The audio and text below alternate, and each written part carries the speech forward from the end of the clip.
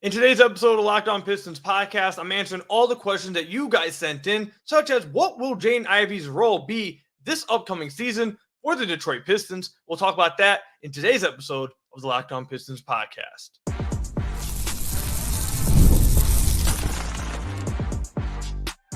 You are Locked On Pistons, your daily Detroit Pistons podcast, part of the Locked On Podcast Network, your team every day. What's the deal? Welcome back to another episode of the Locked On Pistons podcast. Per usual, I'm your host, Kuka Hill. You can find me over on Twitter at Kuka Hill. I want to thank you guys for making Locked On Pistons your first listen of every single day. We're free and available on all your podcast platforms. If you haven't already, head to the YouTube channel at Locked On Pistons. Hit that subscribe button or leave us a 5-star review on whatever podcast platform you're listening to this on. There's another great way to support the podcast. And today's episode is sponsored by Game Time. Download the Game Time app, create an account, and use code LOCKEDONNBA for $20 off your first purchase. You'll hear a little bit more about Game Time a little later. So in today's episode, we'll be answering all the questions that you guys have sent in for today's episode of a Locked On Pistons mailbag episode. I'm also recording this live. So if you have any questions while I'm recording this live, put it in the comment section down below. And if we have any time at the end of the podcast, we'll answer any questions that I'm able to answer at the end if we have any time, like I said. So let's go ahead and get right into it. One of the main questions I got from all of you guys over the last, I put it out like 12 hours ago. Over the last 12 hours, one of the main questions I've gotten is, what will Jaden Ivey be? I've heard, is Jaden Ivey going to be the backup point guard for the Pistons this upcoming year? Do you think Jaden Ivey will be a starter this upcoming year? Do you think he'll be playing next to Kay Cunningham this upcoming year? What is Jaden Ivey's role going to be? Is overall what the most asked question I've gotten today ahead of this episode. And I think it's very clear as of right now what they plan for Jaden Ivey to be, unless we get a roster update, unless we get a trade that happens, unless we see a signing happen for the Pistons, unless we see Trajan do something before the start of this upcoming year. I think it's quite clear that Jaden Ivey is going to be their backup point guard. As of right now, they don't really have any backup point guard on the team.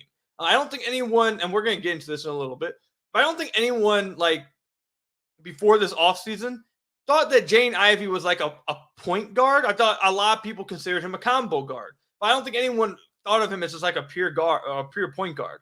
I don't think anyone definitely thinks Marcus Sasser is a point guard, and they haven't really added anyone else that does any type of ball handling. They've added a lot of shooting in Malik Beasley and Simone Fontecchio and Tim Hardaway Jr. They obviously added Tobias Harris. They added Paul Reed. So they've added positions for shooting. They've added people to, in Paul Reed to bring some depth to their front court, to, bring some defense, but they haven't addressed any backup point guard scenario. So I think it's very clear that Jaden Ivey will be the backup point guard for the Detroit Pistons this upcoming year. Now, is that what he should be? I'm just really interested to see if that is the right role for Jaden Ivey, because I think, obviously, this past year for Jaden Ivey, no matter how you feel about Ivey, this obviously was not the most,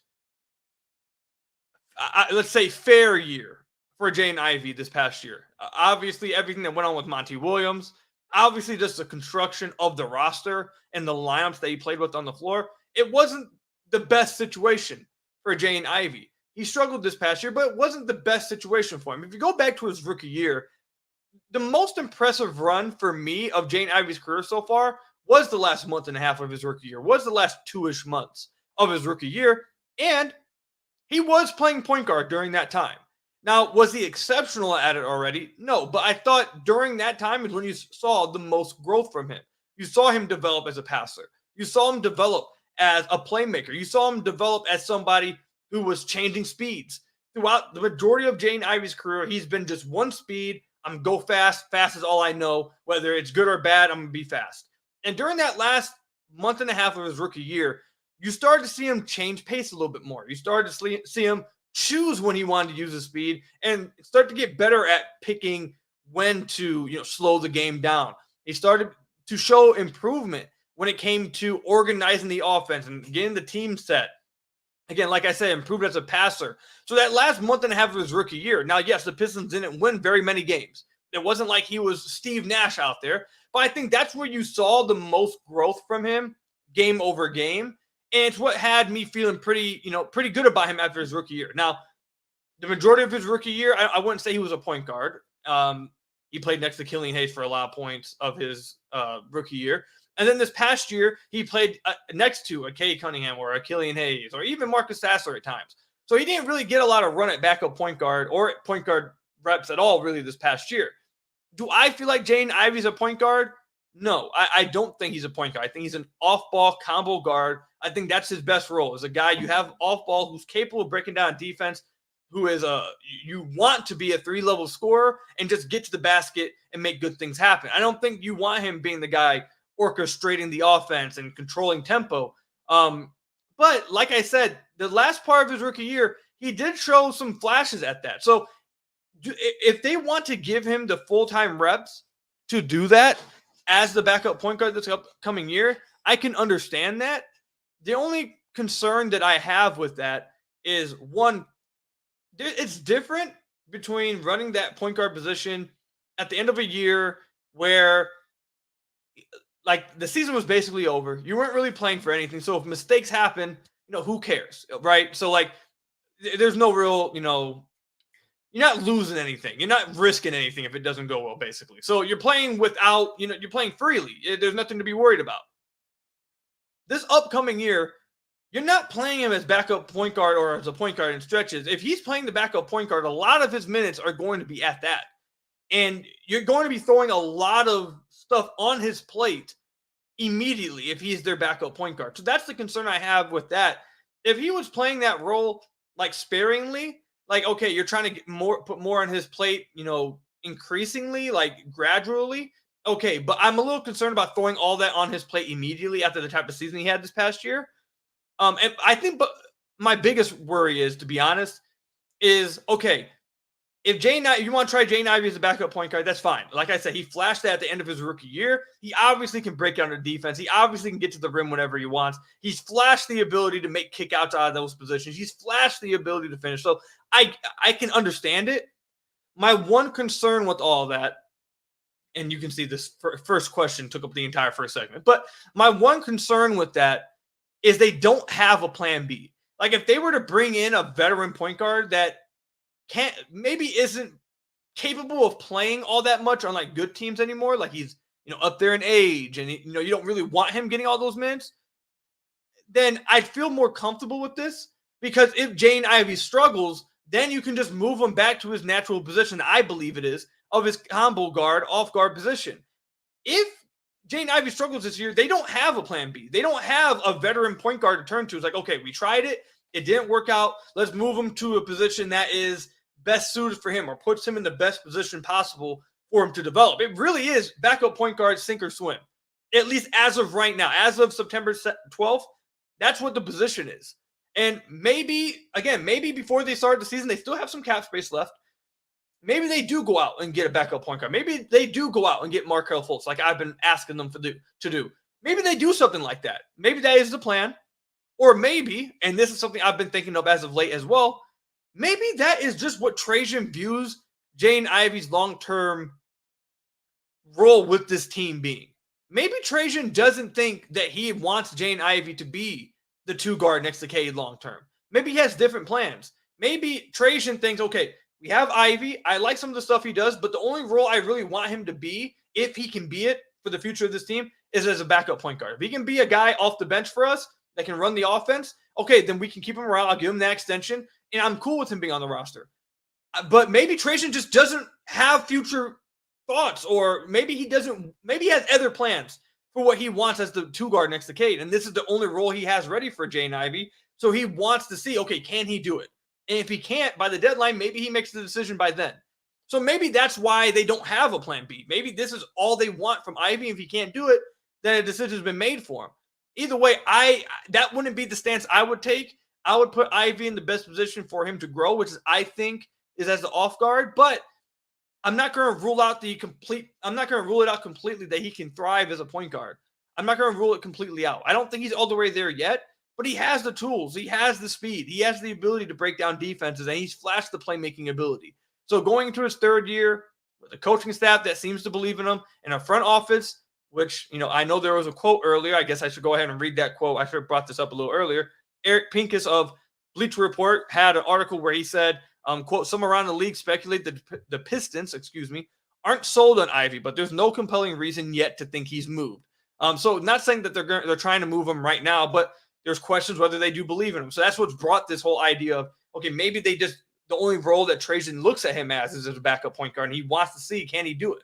So either way, for a team that's trying to get better this year and wants to take steps this year, I think it would be smarter to, even if that's the case, it would be smarter to have a plan B if it goes south, if Ivey just isn't thriving as a backup point guard.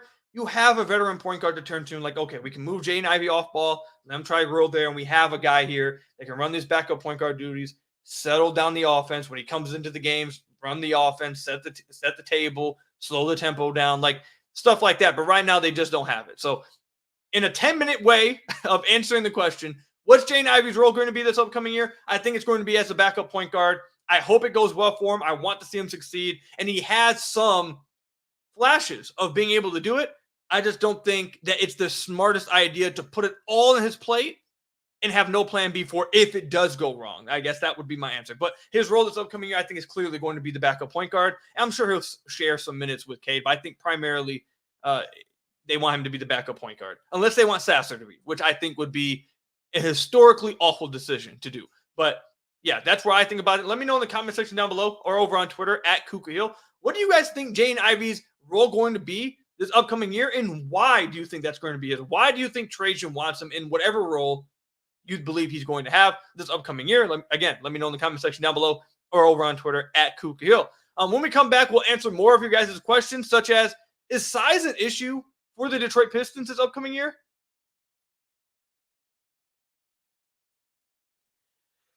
Passion, drive, and patience, the formula for winning championships, is also what keeps your ride or die alive. eBay Motors has everything you need to maintain your vehicle and level it up to peak performance. Superchargers, roof racks, exhaust kits, LED headlights, and more. Whether you're into speed, power, or style, eBay Motors has you covered. With over 122 million parts for your number one ride or die, you'll always find exactly what you're looking for. And with eBay Guaranteed Fit, your part is guaranteed to fit your ride every time, or you'll get your money back.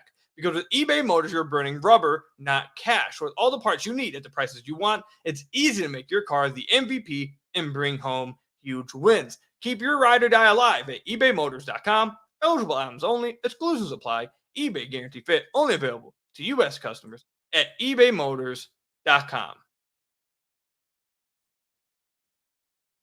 So I want to thank you guys again for making Locked On Pistons your first listen of every single day. We're free and available on all your podcast platforms. If you haven't already, head to the YouTube channel at Locked On Pistons. Hit that subscribe button or leave us a 5-star review on whatever podcast platform you're listening to this on. That's another great way to support the podcast. Like I said, I'm recording this episode live. If you want to be a part of the live episode and get some questions in and, talk with me while I'm recording, I don't try to answer anything from the chat until the end if we have any time.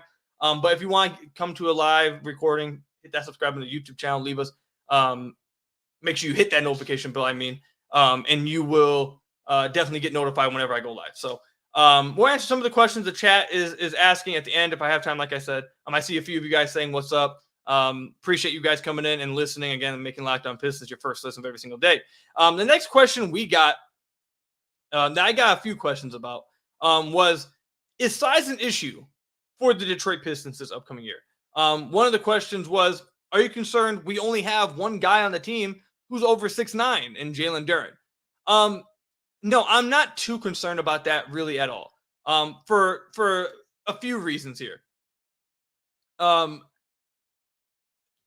One, the Pistons have size throughout their positions outside the 5 positions. So, like, for example, what I mean by that is, at the point guard position, you got size with Cade Cunningham. At the off guard position, if you do want to go with, Asar Thompson, like I would like to go to, you have size there. But even without that, it's not like you're the smallest at that size.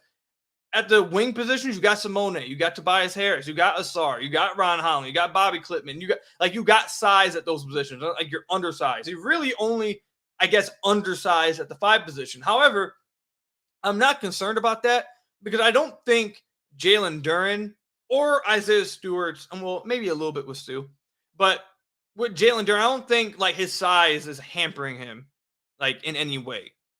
Like I don't think Jalen Jalen Duren is struggling defensively because he's like 6'9", maybe 6'10", but looks more like 6'9". I don't think that's why he struggles defensively. I think he struggles defensively because of focus. I think he struggles defensively because of want to. I think he struggles defensively because he zones out a lot. I think he struggles defensively because he just doesn't have a natural feel, at least what it seems like from what we've seen in his 2-year career as a rim protector. I don't think it's because he's undersized. He has extremely long arms. He has an incredibly high vertical. He's very athletic. That's not stopping him from, getting at shots around the rim. I don't think his size is hurting him in that department. Also, I don't think their size hurts them rebounding wise either. Like that's another thing that being like undersized would hurt you at. Like you just get crushed on the boards. The Pistons this past year ranked 16th in the NBA in total rebounds per game. And that's with not playing Ausar Thompson all that much. Like if they were to play Ausar Thompson, which I think we're going to see, obviously, we're going to see Ausar Thompson play more this upcoming year. Like he's probably one of the best rebounding or non-big rebounders in the entire NBA, like him and his brother, Amen. They are one of the best rebounding off non-big men in the league. Isaiah Stewart is a fine rebounder. I wouldn't say he's a fantastic one, but he's a fine one. But Jalen Duren legitimately is one of the best rebounders in the NBA. Like he's legitimately one of the best offensive rebounders in the entire NBA. So it's not impacting him there either. Like if Duren, I think it impacts Stu. His size impacts him more than it affects Duren. I really don't think Duren's size affects him at all. He still dunks on people. He knows how to use his strength and his size. Like if Duren was undersized and like not very strong, like maybe, but Duren's incredibly strong. He knows how to use his strength. He knows how to use his arms, his wingspan. He knows how to use his vertical. He knows how to use his athleticism. So no, I'm not really concerned about the size because he's good rebounder. And I don't think that's what's stopping him defensively. And they have guys who are good rebounders for their positions at other positions. Like Cade's a fine rebounder as a point guard. Ausar, like I said, is a really good rebounder for his size. I think even Tobias can help a little bit on the glass. He's not a great rebounder, but I don't think he's just a non-rebounder. If they were to play Ron Holland, I think Ron Holland would help in the glass. Like, and Isaiah Stewart, obviously, if you play him as a 4 or 5, like he's a fine rebounder. So yeah, I don't think that I'm not really concerned about the size. I don't think size is going to be what hurts the Pistons this year. If something hurts the Pistons this year, is either because young guys didn't develop or defensively they just didn't get better. And I guess roster construction could say that defensively they won't be very good, but they need development from Duren defensively.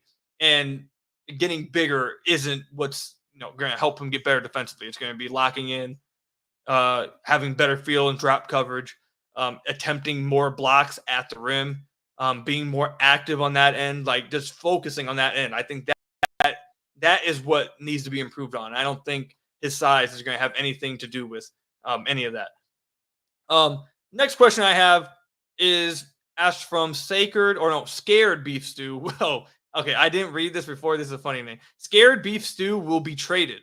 I won't rule it out. So I understand why you're scared if you're a Beef Stew fan. But the question is, what player on our team would you most be surprised is traded at the trade deadline, but also the most realistic? So, so if we're staying in the realm of I'd be shocked if it happened, but also it could happen. Like it just wouldn't be like Cade being traded. Like that's not going to happen. I'd be shocked, but that's not in the realistic realm. I guess I would be shocked if Ron Holland was traded. Now, I don't think that's like, it's pretty low on the possibilities of happening, but I guess is it completely out of the realm of possibilities? Because like maybe let's say the Pistons haven't offered the deadline for like a star that they really want, and one of the things that team wants is your rookie that you're not playing very much. Okay, I don't think Ron Holland's going to play much this year, which we'll get to later on. One of the questions you asked, you guys sent in, like let's say that scenario were to come, like I'd be shocked if it happened. But is it completely out of the realm of possibilities? No. Like, I wouldn't say it's completely out of the realm. It's very low. I wouldn't say it's likely at all. But is it completely impossible? No. So I guess that would be like the most shocking one to me. Especially that would probably mean if the Pistons are doing something like that, that probably means they've played well up until the deadline. That probably means like Cade's made a jump. Duren's made a jump, and they're like really good. Like they're like middle of the playoff race kind of good, and they want to go add that piece to really take them over the top. Like, and that, when I say over the top, not as a contender, but like really push them into the mix of being a legit playoff team. And like we'll give them a long-term piece as well. Like that's the only way I could see something like that happening. Again, very unlikely, but completely impossible. No, so that would be the most shocking one to me. The only reason why I picked that one, because I don't think like getting rid of, like trading Duren wouldn't shock me. Trading Ivey wouldn't shock me. Trading Stu wouldn't shock me. I don't really see a future where they trade Asar in his second year, especially with how they've like talked about him and what I've heard they feel about him. Though I guess that's another one that like, I guess it wouldn't be completely impossible. I just don't think that's very likely at all. But I guess Asar being traded or Ron Holland being traded. I think the Ron Holland situation, like I don't think Ron's going to play much this year. And if they're really good at the deadline and they want to make a move that like launches them forward and the team's like, hey, you have a good young core. Those other guys made steps. That guy, you're not really playing that much. Give him here and we'll give you our star. Like I could see that. I just don't think it's very likely, but that would be the most shocking one to me. The next question from you guys, what is your all-time Pistons starting five? So I'm not going to go like based off of like the best players at each position. I'm just going to go off my favorites, like my favorite Pistons at each position. So I'll go Chauncey. I'll go Chauncey, Rip. I'm going to put Cade at 3. Like, I'm just going to put Cade at 3. So I'm going to go Chauncey, Rip, Cade, Blake Griffin, and Ben Wallace. I think that would be my all-time favorite starting five. I was tempted to put like one of the guys from the 2015-16 team simply because that was the team I grew up with. Like that was the team I grew up watching every single game and grew like a connection towards, because that was like the middle of my childhood growing up. But even with that, like, I don't know. I don't like them more than like Ben Wallace. Ben Wallace was historic, man. I remember one time when I was a kid, my mom got me like the Ben Wallace afro. You know how like they used to show up to the games at the Palace and everyone would be like wearing the afro. I used to walk around the house with the afro. Rip, his mask. I remember watching the 2004 finals, like one game. It was on the TV. I watched it and he had the mask on. And I was sitting there like, oh, that's my favorite player just because I thought it looked cool. Or maybe it wasn't the 2004 finals. There was one game. I thought it was the 2004 finals. It was somewhere during that time.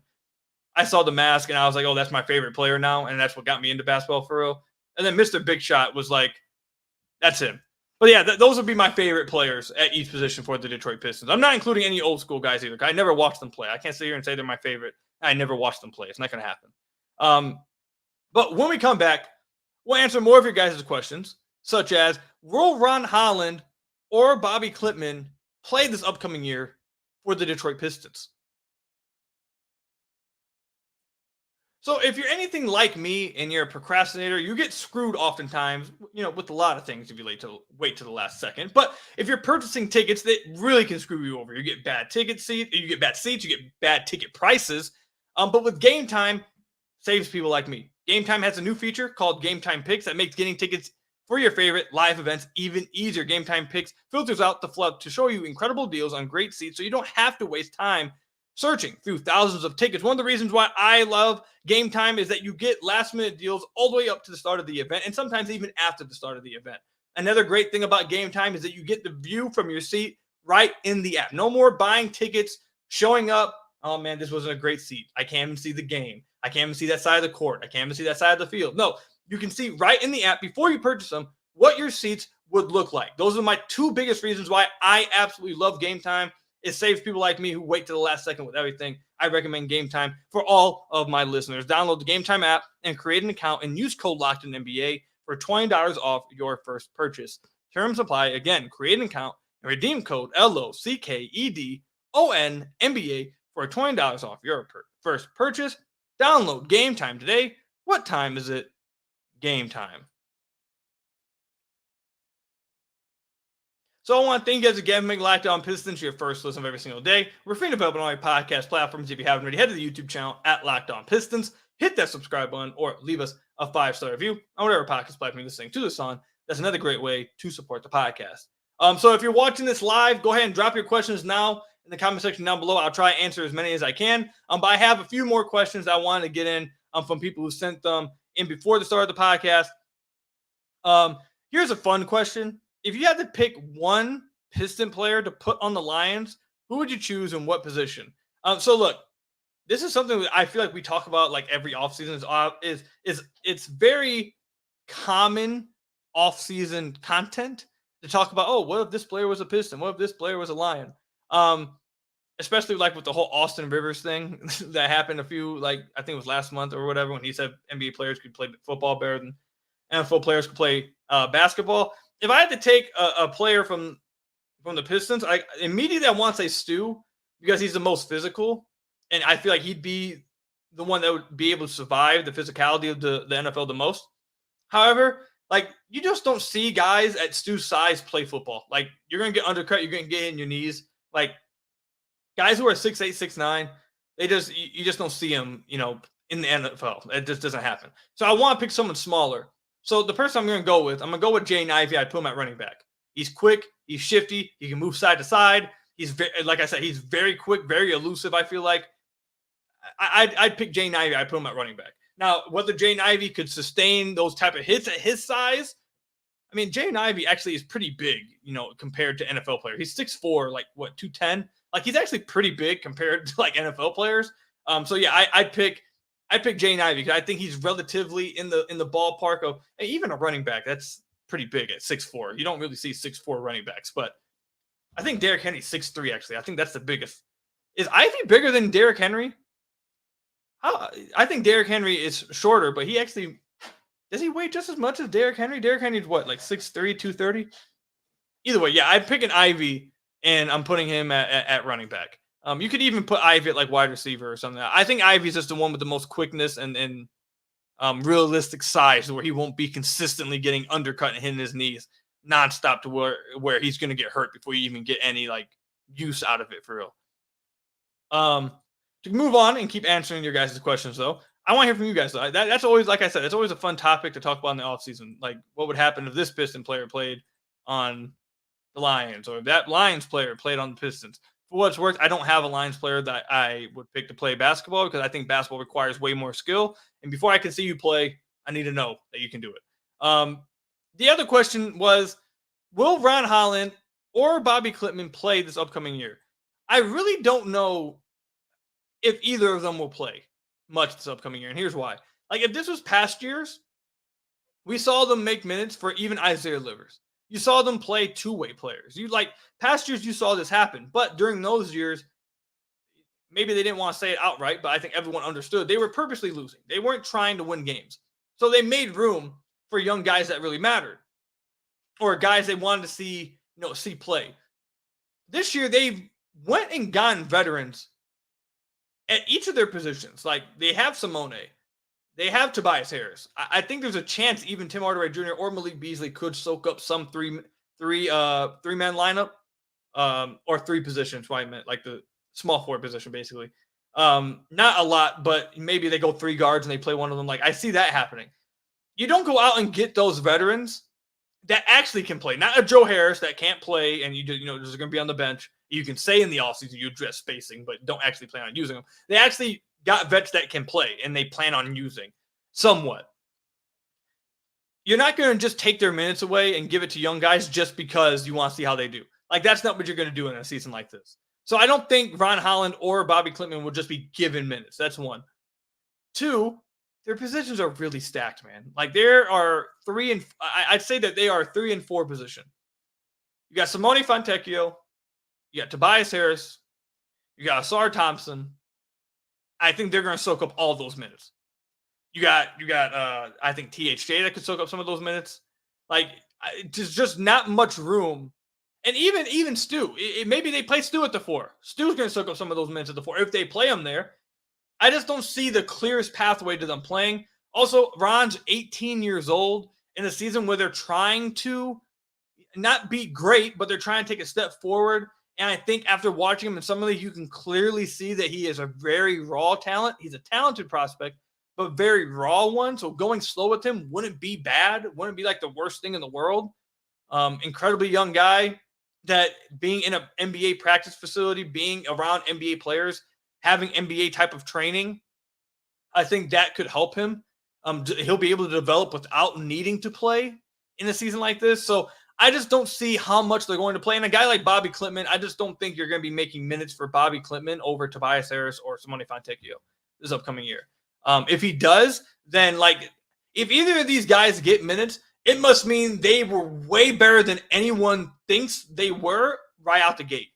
Outside of that, or like injuries. Maybe if injuries happen, obviously. If injuries happen, if Tobias goes down or, knock on wood, Simone goes down or something, then yeah, they'd get some minutes. But naturally, I can't see the route to them getting minutes immediately.